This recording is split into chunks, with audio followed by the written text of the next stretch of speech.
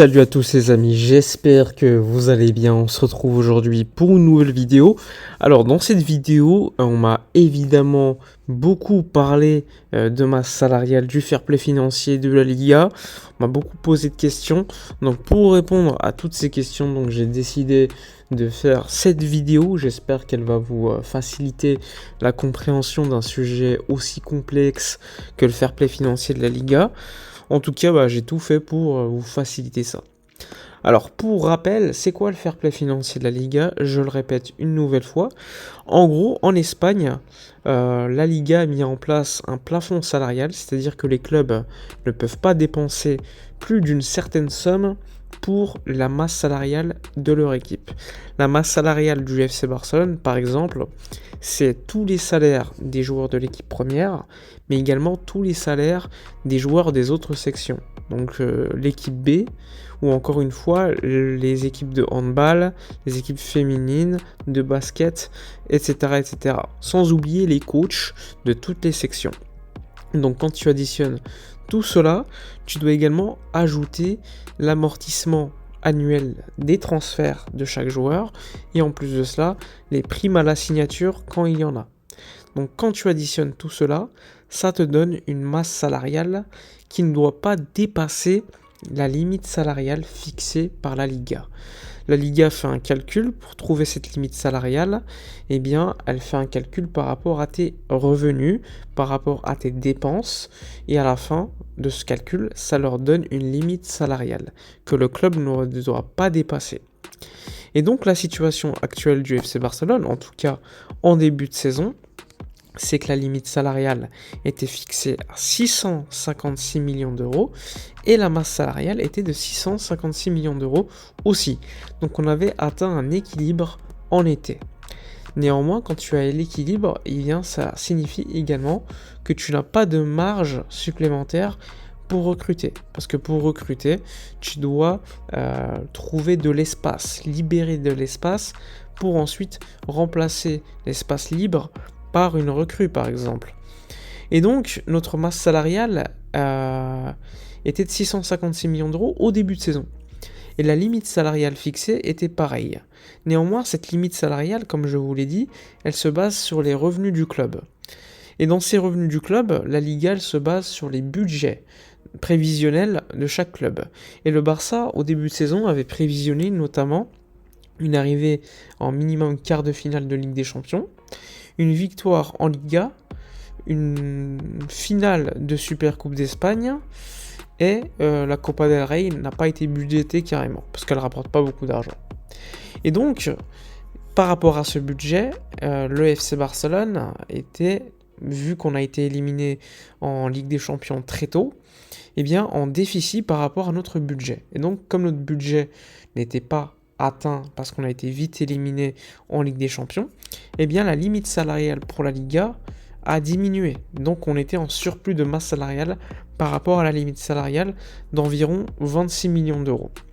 Et pour résorber ces 26 millions d'euros et rester à l'équilibre par rapport au budget et donc la limite salariale, le Barça a dû notamment vendre Memphis Depay, qui t'a apporté beaucoup au niveau de l'économie de salaire, mais également un petit peu d'argent au niveau du transfert. Le départ de Gérard Piqué a permis également au club d'économiser un petit peu au niveau de la masse salariale. Et ensuite, Bellerin, même chose. De nouveaux sponsors ont été signés pour augmenter les revenus, parce que quand tu augmentes les revenus, plus d'argent, donc tu compenses la perte suite à l'élimination précoce en Ligue des Champions. Et donc ce qu'on sait, c'est que les 26 millions d'euros, ils ont été résorbés par la direction. En plus de cela, on est en bénéfice de 5 millions d'euros grâce à tous les accords sponsors effectués après l'élimination de Ligue des Champions. Donc aujourd'hui, le FC Barcelone a une limite salariale qui est aux alentours, on va dire, d'environ 630 millions d'euros pour une masse salariale de 625 millions d'euros. Donc on a 5 millions d'euros de libre en en hiver en tout cas. C'est pour ça que lors du dernier jour du mercato, on entendait que le Barça avait 5 millions d'euros de fair play financier pour signer des joueurs. Mais en réalité, comme il y avait un petit écart, eh bien seuls des joueurs en prêt pouvaient être signés. Donc ça, j'espère que c'est très clair pour vous. Néanmoins, l'été prochain, eh bien, un nouveau calcul de la Liga par rapport à la limite salariale sera effectué par rapport aux revenus. Comme l'été prochain, nous allons, à partir de cet été, jouer dans un autre stade, eh bien, les revenus du FC Barcelone vont également diminuer. Ils vont diminuer aussi parce que le Barça n'a pas les deals économiques qu'il a signés l'été dernier avec d'autres entreprises. Et donc, les revenus vont baisser. Et comme les revenus vont baisser, la limite salariale aussi. Néanmoins, la masse salariale, elle, restera la même. C'est pour cela que la Liga, par le biais de Javier Tebas, a fait filtrer à certains journalistes proches de la direction que le Barça devait baisser sa masse salariale l'été prochain, en tout cas pendant le mercato d'été, d'environ 150 à 200 millions d'euros. Donc, pour baisser cette masse salariale et atteindre la future limite salariale qui devrait être fixée aux alentours de 480 millions d'euros, eh bien, il y a une baisse de 180 millions d'euros environ qui sera nécessaire par rapport à notre limite salariale actuelle. Ces 180 millions d'euros, comment on les trouve ? Eh bien, ces 180 millions d'euros, c'est, il faut le dire, des revenus de sponsoring qu'il faut trouver, des départs de joueurs, et quand je parle de départ de joueurs, c'est toute l'économie de salaire par rapport à la saison actuelle, et en plus de cela, les plus-values de départ. Par exemple, si un joueur, je sais pas, on le vend 50 millions d'euros alors qu'il nous restait 30 millions d'euros à amortir dans nos comptes, eh bien ça fait une plus-value de 20 millions d'euros, qui va être évidemment comptabilisée avec l'économie de salaire par rapport au départ du joueur. Et quand tu additionnes tous ces revenus, tu dois trouver 180 millions d'euros pour être à l'équilibre encore une fois. Mais si tu veux pouvoir recruter avec beaucoup plus de largesse, eh bien, évidemment, tu devras libérer encore plus. Mais je tiens à rappeler la règle, comme quoi, si ta masse salariale dépasse ta limite salariale, comme ça sera le cas l'été prochain, eh bien, le Barça sera limité pour recruter selon une règle du 1 pour 2,5. C'est-à-dire que pour dépenser 1 million d'euros, eh bien le Barça devra préalablement économiser 2,5 millions d'euros par un départ d'un joueur ou par une économie de salaire. Donc, après vous avoir expliqué tout cela, pour trouver ces 180 millions d'euros environ qui manquent par rapport à l'été prochain, eh bien, je vous ai mis quelques joueurs qui vont partir et qui sont déjà partis. Piqué, par exemple, qui est parti cet hiver, eh bien l'été prochain, alors qu'il était normalement sous contrat jusqu'à l'année prochaine, eh bien va nous permettre de libérer 30 millions d'euros de masse salariale par rapport à la limite salariale qui était fixée en début de saison. En plus de Busquets, qui lui, s'il part, puisque son contrat se termine pour l'instant en fin de saison, devrait libérer environ 40 millions d'euros bruts, entre le salaire qu'il gagne cette saison et les paiements différés qu'on lui doit cette saison. Quand tu additionnes les deux, déjà, ça te fait 70 millions d'euros. Si tu ajoutes Griezmann, qui était encore amorti cette saison, puisque l'Atlético officiellement le transférera que en fin de saison, pour 20 millions d'euros, je le rappelle, eh bien, l'amortissement annuel était encore comptabilisé lors de cette saison 2021-2022. Et donc, on gagne 28 millions d'euros en moins dans notre masse salariale grâce au départ de Griezmann. En plus de Memphis, qui cette saison, au début de la saison, eh bien, avait un salaire de 12 millions d'euros bruts avant qu'il parte. Et donc, la masse salariale du début de saison va diminuer de 12 millions d'euros par rapport à la saison prochaine sans Memphis. Trincao, pareil, histoire d'amortissement. Bellerin, 1 million d'euros économisés. Et quand tu additionnes tout cela, ça te donne environ 120 millions d'euros.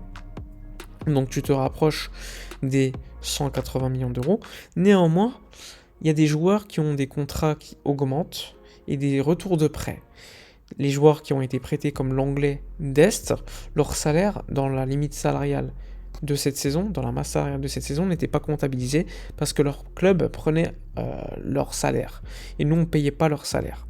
Donc comme ils vont revenir, avant qu'ils partent, eh bien, on est censé toujours assurer leur salaire. Donc, ils vont revenir. Et quand tu additionnes tout cela, ça te donne avec les augmentations de salaire chaque année, par exemple De Jong, eh bien son contrat a un salaire croissant comme Ter Stegen, comme Clément Lenglet.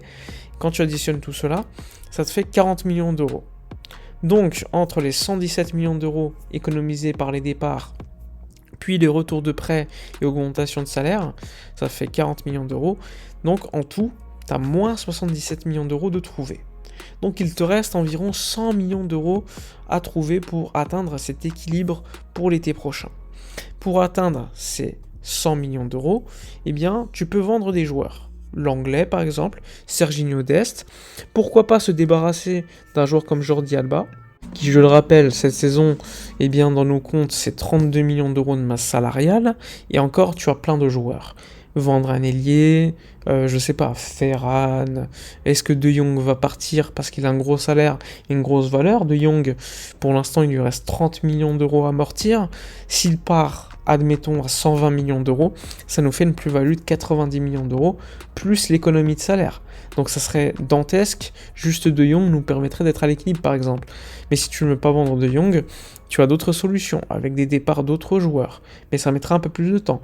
Tu peux vendre caissier, tu peux vendre d'autres joueurs, et petit à petit, atteindre cet équilibre. Tu peux aussi vendre un actif comme Barça TV, puisque Barça TV, comme c'est un actif qui perd de l'argent, environ 8 millions d'euros annuels, eh bien la Liga considère que, comme c'est un revenu déficitaire, si tu réussis à gagner de l'argent grâce à cet actif, eh bien il est comptabilisé pour augmenter la limite salariale.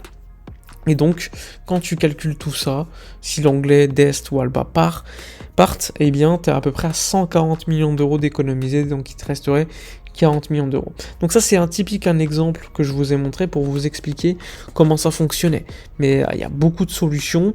Le Barça, certes, l'été prochain, devra baisser sa masse salariale ou réussir à augmenter sa limite salariale. Mais il n'est pas impossible que le Barça puisse recruter de manière intelligente, comme l'été dernier. Même si l'été dernier, on avait un peu plus de marge de manœuvre. Pour que l'été prochain, on soit tranquille, il faut des départs de certains joueurs, comme Piqué, qui est déjà acté, comme Busquets, comme d'autres joueurs qui ont de la valeur. Pas beaucoup. Un joueur comme De Jong, qui personnellement, vous le savez très bien, moi je veux le garder jusqu'au bout de la fin de sa carrière, mais c'est l'une des solutions que, à mon avis, la direction va mettre sur la table. Et s'il ne part pas, ils vont choisir d'autres joueurs qui ont de la valeur. Ils vont essayer de vendre Kessie, à mon avis, qui est venu libre. Donc si tu le vends à 20 millions d'euros, plus l'économie de salaire, ça te fait grimper ça à 34 millions d'euros environ de baisse de baisse de masse salariale. Donc ça aussi, ça à tenir en compte. Donc il y a des solutions. Faut pas croire que le Barça est obligé non plus de vendre un joueur, parce que s'ils vendent un actif, comme je vous l'ai dit, qui a de la valeur et qui perd de l'argent, eh bien le Barça pourra atteindre cet objectif. Mais bon, on voit que sur leur marché, il y a quand même certaines nécessités, parce que si tu fais partir Busquets, eh bien il faudra vraisemblablement prendre un milieu de terrain, mais de manière très intelligente, sans dépenser beaucoup d'argent. Il faut évidemment se renforcer sur le côté droit, avec le latéral droit, ou faire confiance à Jules Koundé ou à un Sergi Roberto qui prolonge, à voir. Personnellement, je sais que Sergi Roberto, j'en veux pas au Barça, mais c'est une situation au niveau économique qui pourrait intéresser beaucoup le club. D'ailleurs, c'est pour ça qu'on a offert la prolongation de contrat à Sergi. Et donc, petit à petit, le Barça est de toute façon en train de réussir à baisser sa masse salariale en restant plus ou moins compétitif. Et ça, c'est quelque chose qui est très positif. Mais l'objectif final, c'est de réussir à baisser cette fameuse masse salariale et atteindre l'objectif attendu en 2024-2025, où là, tu auras un nouveau stade flambant neuf avec beaucoup de revenus supplémentaires, beaucoup de revenus de sponsoring en plus, et là, évidemment, ta limite salariale sera beaucoup plus élevée et tu auras beaucoup plus de manœuvres avec des joueurs qui, évidemment, les gros salaires comme Busquets, Alba, etc., eh bien, seront vraisemblablement plus là. Donc, j'espère que la vidéo aura été suffisamment compréhensible. On est revenu sur les calculs à faire, masse salariale, etc., les 180 millions d'euros environ à trouver pour l'été prochain. Donc j'espère que vous avez compris que le Barça, l'été prochain, pour recruter, devra libérer, économiser beaucoup au niveau financier via des ventes de joueurs ou vente d'actifs ou économie de salaire. Donc j'espère que ça aura été suffisamment compréhensible pour vous. N'hésitez pas, comme d'habitude, si la vidéo vous a plu, évidemment, à lâcher un petit like, à partager à vos amis qui n'ont pas compris forcément le sujet du fair play financier de la Liga. Évidemment, je tiens à rappeler quelque chose que je n'ai pas dit, le Barça a de l'argent. Beaucoup d'argent en trésorerie. Si je ne me trompe pas, le Barça avait 400 millions d'euros en trésorerie en juin dernier, donc avant les deals économiques, les 3 deals économiques supplémentaires qui ont été signés après. Donc l'argent, c'est pas un problème à Barcelone, c'est plus les restrictions, les limites salariales, masse salariale que je vous ai expliqué. Parce que là, le Barça a de l'argent. Il faut juste pouvoir l'utiliser. Et ça, la Liga, eh bien, refuse, on va dire, de nous laisser, tout comme les autres clubs espagnols d'ailleurs, pouvoir utiliser l'argent de manière libre. Mais bon, les autres clubs ont moins d'argent que le Barça aussi. Donc voilà pour cette vidéo, n'hésitez pas encore une fois, même si elle est un petit peu longue, à liker, commenter, partager. Moi je vous dis à la prochaine, et d'ici là, comme d'habitude, portez-vous bien.